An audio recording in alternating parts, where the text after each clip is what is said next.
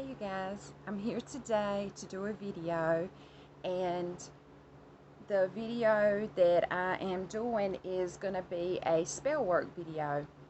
I was on my way to go do some personal spell work, and then I was going to make you guys a video, but along the way I had a change of heart and I decided why not include you guys in my spell work. And what I mean by that is I just figured I would do my spell work with you guys to kind of let you get an idea of how I do it, and to possibly give you guys some tips and things like that. And I wanted to touch on another subject as we did our video. So I guess you could say this is going to be a spell work video, but it's also going to be a learning video as well.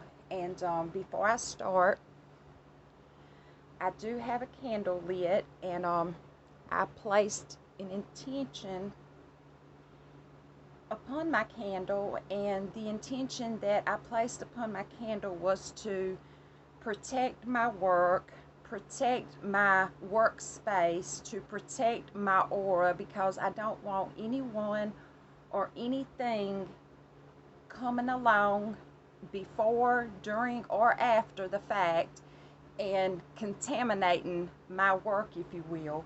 And I chose a blue candle, as you can see, because blue, the color blue, corresponds with the property of protection, and it also has a calming type of property as well. So I figured, that would also help me, help my work. There's nothing wrong with wanting to have peace about you in anything that you do, in any aspect of your life.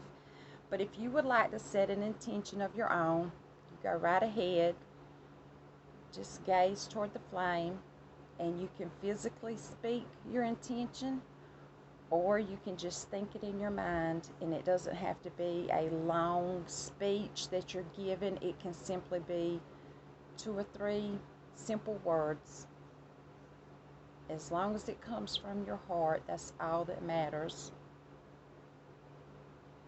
And I've got a lot of stuff just kind of strewn out because I'm right here on my bed working, so I will have to move around, and I hope that's okay with you guys. But I'm going to go ahead and keep going and just explain as I go, so just bear with me, you guys.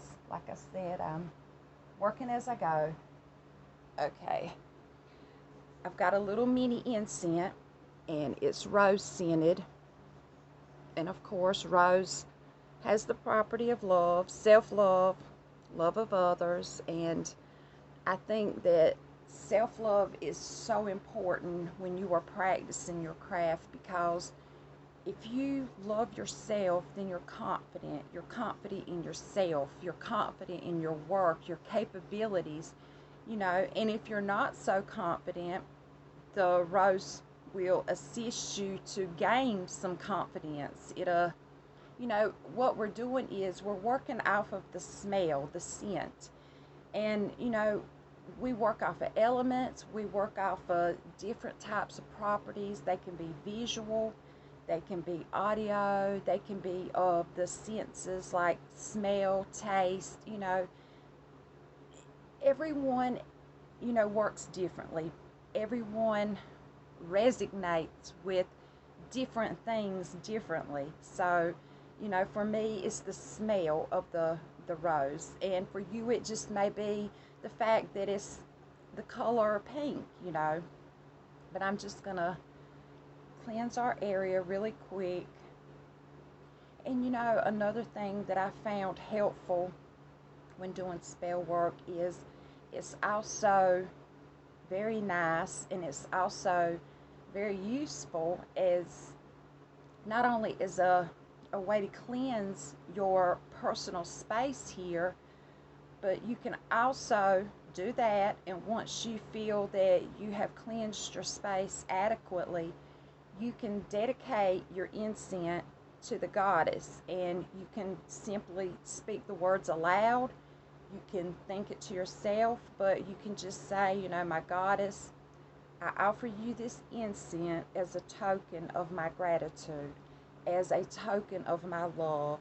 And like what I'm going to do is I'm just going to sit it over here in this little miniature goblet style cup that I have some dried rose petals in. And I'm just going to allow the incense to rest there and continue burning in the background. And what I wanted to do today was I was getting ready to do a knot spell. It may be referred to differently depending on where you live, what type of, you know, path you follow, what type of spell work you engage in. But for me, I've always known it as a knot spell. I do know some witches and spiritual minded people, they have referred to this type of work as a witch's ladder or a spirit ladder. And you know, like I said, we're all different, and that's the beauty in our craft. We can be different, and it doesn't make us right, it doesn't make us wrong. And some people use only natural twine, some people use only white twine, black twine, but I myself, I I don't always, you know, follow everyone's standards when it comes to working spells or in my beliefs.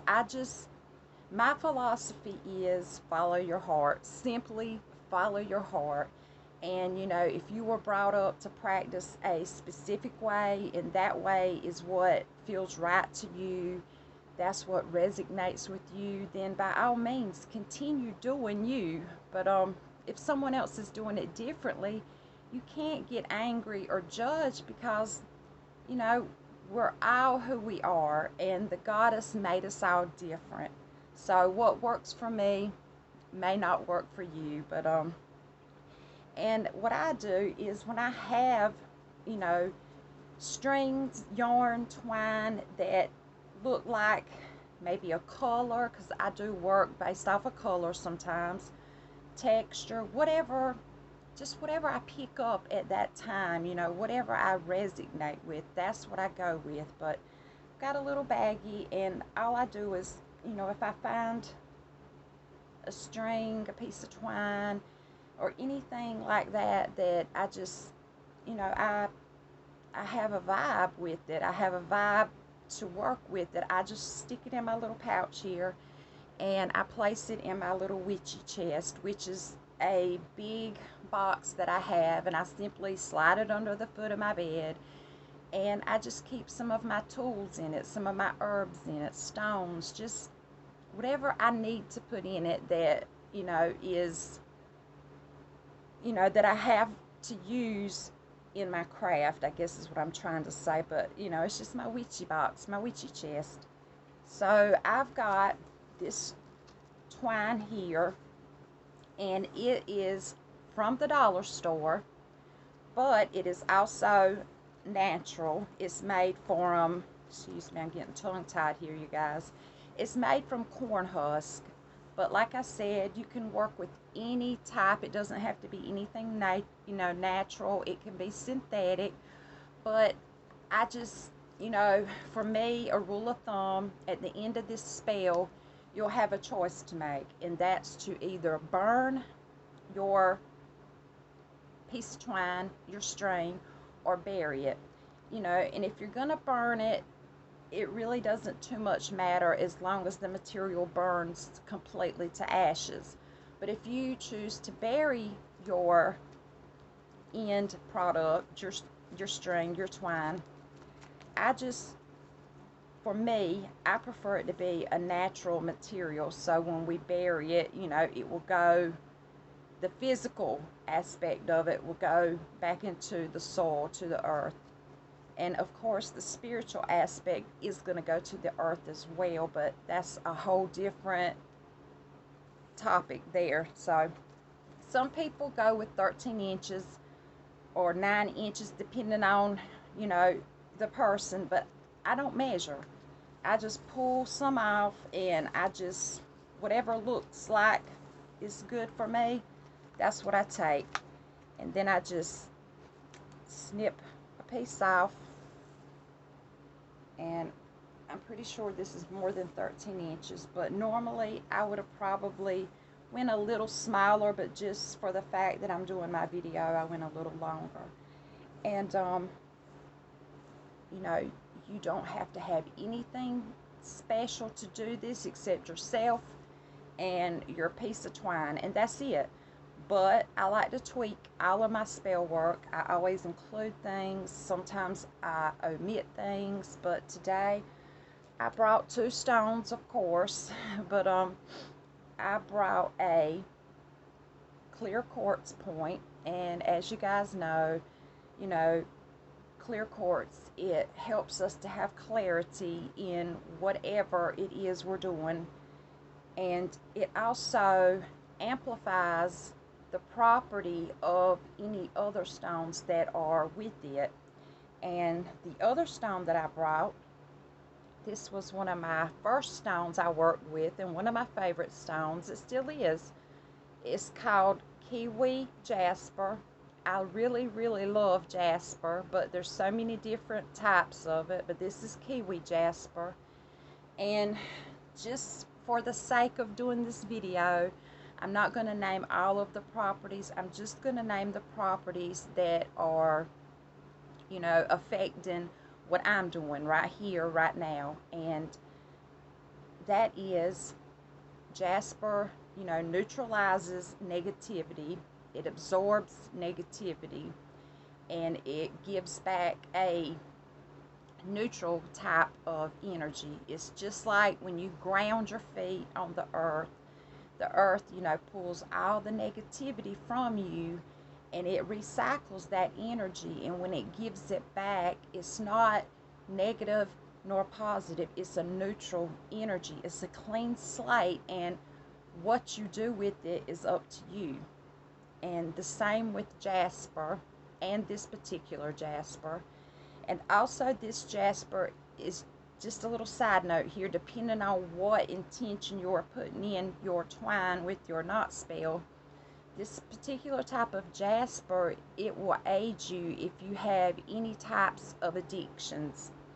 It doesn't have to be a drug addiction, but it can be a drug addiction. It can simply be cigarettes. It can be soda, which is, you know, what I'm trying to stay away from currently, but that's a whole nother story. But and that's not the only reason I chose it. I know there's probably someone out there that's probably thinking that's why and the only reason I chose it, but it's not. It offers protection as well. It neutralizes negative energy. It helps with addictive tendencies and behaviors.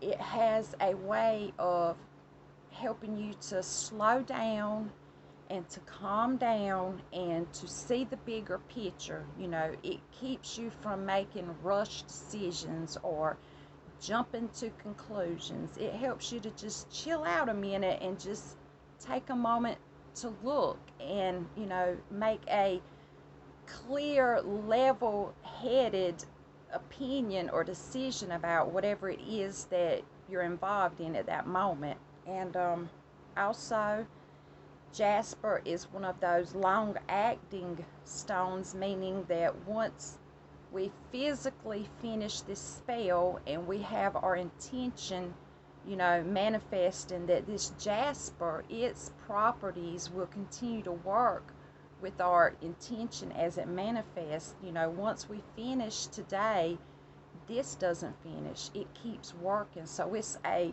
long-acting stone. So, you know, jasper's great to work with on many levels, but that's why I chose the jasper and the clear quartz today. And I brought some intention spray that I made. I've got 2 different kinds. I'm not going to use them both, but I wanted to add that I make all of my intention spray, and I make it for other people as well. But just like with any other thing that you make or use, you make it to fit your needs. You don't make it because a book says to make it this way or a person tells you to make it this way. You make it to fit your needs, and you do it the way you feel you need to do it. Like I said, follow your heart. And the spray that I'm going to use, and I'm simply just going to mist it around my physical body, because I call myself the tool in this spell, because it's you that's doing all of the work. The string, the twine that you're using is just an ingredient in the spell. You're the tool. You're the one doing the work. But this one right here is some moon water, and I charged it by the sun and by the moon, and I'll explain that in a moment if I don't forget. But if I do, I'll leave a little PS in the description box below. And I've got, it's hard to see, but I've got a clear quartz. I guess you could say it's a point, but it's more like a shiver. It's really small and really skinny, about the width of a toothpick. And I've got some little teeny tiny, they're spear shaped balls, but they're really for jewelry making, but it's lepidolite, and I like lepidolite because it's good for new beginnings, for fresh starts and things of that nature. So I'm gonna spray above my head, which this will be our crown chakra. Above, around, I'm gonna spray like my forehead and face, because this will be our third eye. Also, our throat chakra, which is associated with our speech, with, the intentions that we put out there. Not just our third eye, which is associated with our mind, and our crown chakra, which is just, it's the cherry on top, basically. But and I'll just spray a little bit more around us to energize and cleanse the area. And now to the spell. It's very simple, it's very easy, and there's tons of ways to go about doing this. You can, look up a knot spell online, or you can practice doing witch's ladder work, which is simply, the only spell work that particular witch may do is not magic. But what I do is, before I begin, I do everything else that I want to incorporate into my work. Before I begin, I meditate, I clear my mind, and I get focused. You can play music in the background, you can sit in silence, you can meditate with some stones, you can, if you need to write, if you need to read, if you need to sing, if you need to, drum, if you need to chant, whatever it is that you do to calm yourself, to focus, to meditate. You do whatever it is you need to do, and once you feel like you're ready, simply take your string, and I just go ahead and I'll do mine like this from the get-go, and I will think aloud, or I'll speak aloud, that I ask the goddess to place her hand upon me as I do this work, to keep me strong, to keep me balanced, and to help me to see what it is I need to see in order to manifest my intentions. And my first intention, this is a spell, if you have multiple intentions that you need to manifest, this is a good spell to use. But I say, don't just say a bunch of random things, like, I want to win the lottery, I want to get a new job, I want to make a new friend, I want to get a pet poodle. Don't do just random things from here and there and everywhere. I say try to make sure all of your intentions that you're trying to manifest kind of, they vibe together, because it's better, in my opinion, it's better for it to, everything has something to do with something else, and it will just be like, have you ever seen the dominoes when they just fall? Well, it's kind of like that. If you manifest intentions that are all, associated with something that the other is associated with, you will have that domino effect, and things will fall in place more smoothly, in my opinion. I hope you guys understand what I'm saying. But you speak that intention and you tie your knot. Then you speak your next intention and you tie your knot. And I say, just don't do it directly on the knot you just tied, but a little bit further down. Then, you speak your next intention and you tie your knot. And I'm sure, you won't be moving as quickly as I am, but once you tie all of your knots and you speak all of your intentions as you tie them, then you will take your string, and I say, keep it on your person for the next 3 days. Keep it on your person, and each day take it out, handle it, speak those intentions you are trying to manifest. And on that third day, give the goddess gratitude and go outside and bury it. I suggest doing it, once the moon is out. Bury it, and I also suggest burying it by a tree or garden, something like that. But if that's not your cup of tea, then you can actually sit down on the ground under the moon and burn it. And then take those ashes and give gratitude and just blow those ashes into the wind. And if that's not the way you want to go, find a moving body of water, a river, a lake, but the water's got to be moving. Speak out to the goddess, give her gratitude, and simply throw your string into the river, and the water that's flowing will help those intentions manifest.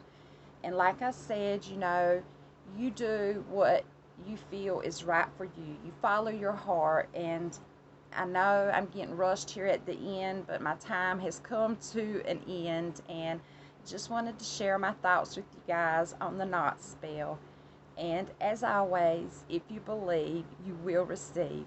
Much love, you guys. Bye bye.